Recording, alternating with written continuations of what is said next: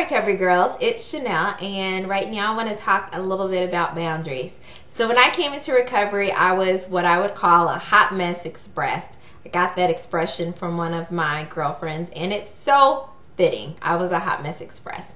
And what I would do, I was the queen of manipulation. I tried to intellectualize it, spiritualize it, put external controls in, all kinds of things.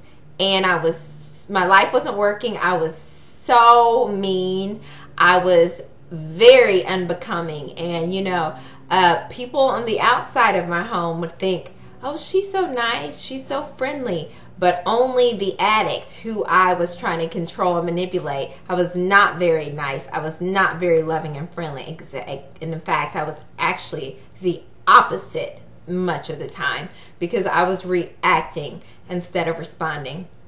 One of the gifts of recovery is learning about boundaries. Now, when I initially heard about boundaries and I tried to enforce boundaries, it was very much about controlling another person.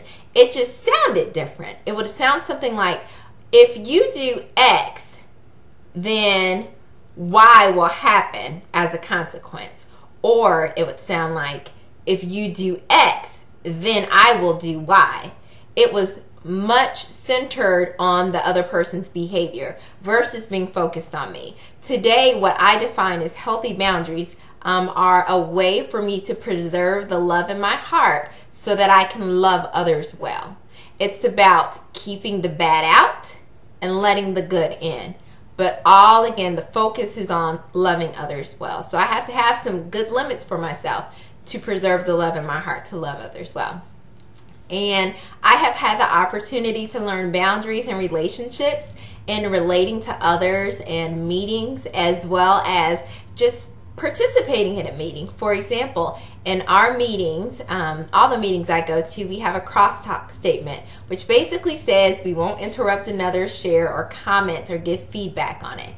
And by participating in the meeting and not participating in crosstalk, I am having a healthy boundary for myself because that allows me to love others well. It's kind to let another person talk without adding my 2 cents.